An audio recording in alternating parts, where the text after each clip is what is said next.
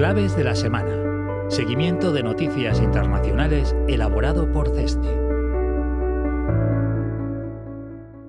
Comenzamos el repaso de la actualidad internacional en Latinoamérica, donde el pasado 27 de enero el Congreso de Perú votó una propuesta de gobierno para adelantar las elecciones generales a este 2023 como medida para salir de la crisis que atraviesa el país. Aunque se trata de una de las principales demandas de las protestas, el Pleno del Legislativo rechazó la solicitud con 65 votos en contra, 45 votos a favor y 2 abstenciones. En diciembre de 2022, el Congreso ya aprobó adelantar las elecciones 2 años a abril de 2024, una decisión que está todavía pendiente de ratificación. El trámite está previsto en principio para mediados de febrero. Sin embargo, la escalada de las manifestaciones lleva a pensar que si no se convocan elecciones a muy corto plazo, no es factible que Boluarte consiga mantenerse en el cargo. Poco después de la votación, José Williams, presidente del Congreso, informó de que el fujimorismo había presentado una petición de reconsideración sobre el adelanto de las elecciones, que se debatió este lunes 30 de enero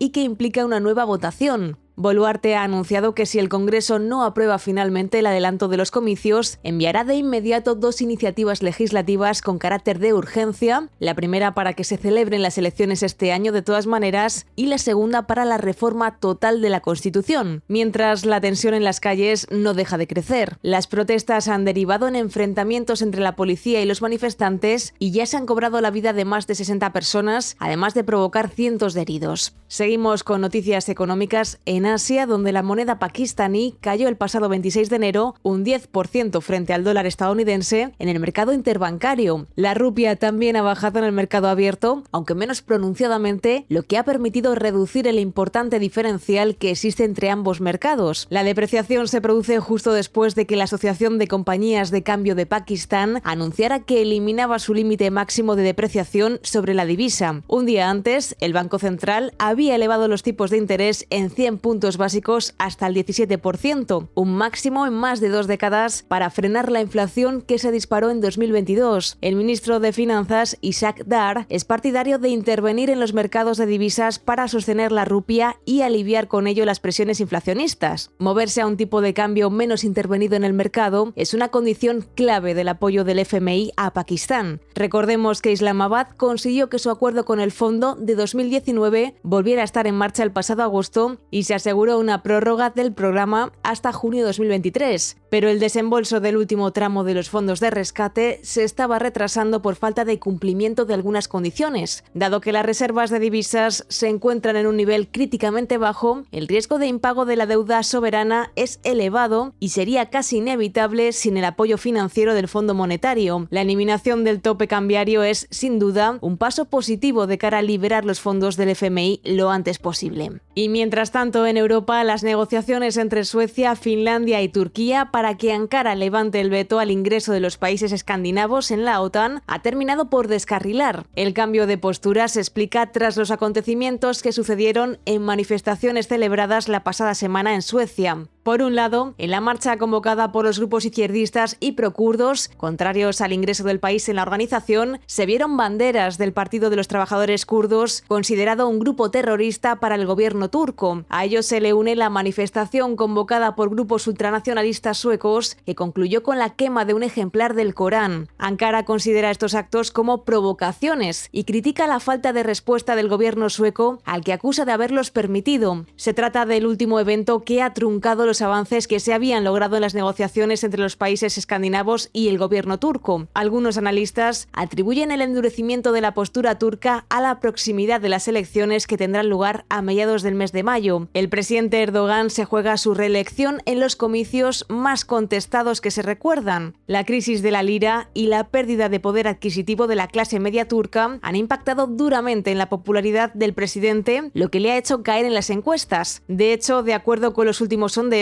el bloque de oposición podría disfrutar de una cierta ventaja, lo que podría haber motivado el giro en la posición del presidente, que pretende vender una imagen de líder fuerte en el extranjero. Finlandia, por su parte, ya ha anunciado que está estudiando iniciar el proceso de adhesión a la OTAN en solitario.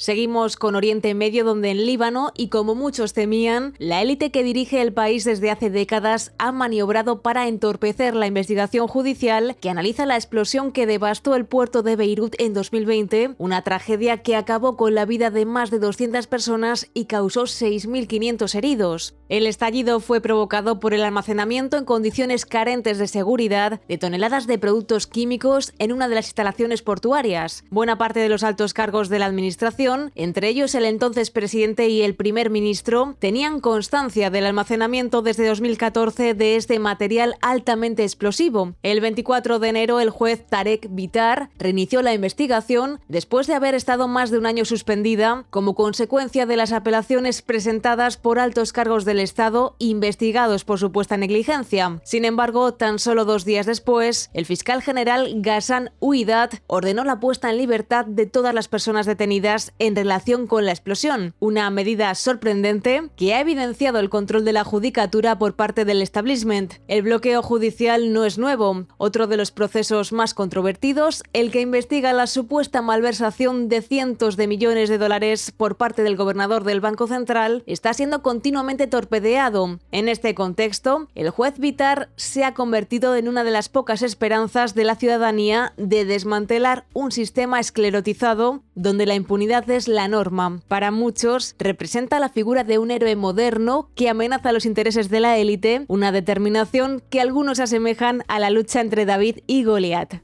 Y terminamos nuestro boletín de hoy con Zambia, donde continúan surgiendo obstáculos para solucionar la crisis de deuda del país. Tras muchos meses de negociaciones, los acreedores de la deuda zambiana todavía no han conseguido llegar a un acuerdo para su reestructuración. Como se recordará, el país entró en default en 2020, cuando le fue imposible hacer frente a los pagos de una deuda externa que superaba los 17.000 millones de dólares. Aunque el pasado mes de agosto Zambia firmó un rescate por valor de 1.300 millones de dólares con el FMI, para acceder a él es imprescindible que se alcance un acuerdo de reestructuración del endeudamiento externo. Hasta ahora esto ha sido imposible y en la última semana la secretaria del Tesoro estadounidense, Janet Yellen, ha acusado directamente a la delegación china de ser el principal impedimento para lograrlo. China, por su parte, defiende que los acreedores multilaterales asuman pérdidas en sus préstamos, al igual que hacen los bilaterales, una propuesta que ha sentado mal en el FMI y el Banco Mundial, que ya ofrecen préstamos concesionales y participan en tratamientos de la deuda. Además, también ha propuesto incluir en la reestructuración parte de la deuda denominada en moneda local, algo a lo que Zambia nunca se ha comprometido y que le dejaría en una peor posición a largo plazo. China, principal acreedor de Zambia con más de 1/3 total de su deuda, también lo es de un amplio número de países africanos. Por ello, ante la posibilidad de nuevos defaults en la región, los precedentes que siente el acuerdo con Zambia resultan de enorme importancia para el país asiático. Pese a esta situación, la presidenta del FMI confía en que el comité llegue a una solución en el primer trimestre del año, lo que supondría un enorme alivio a la maltrecha economía zambiana.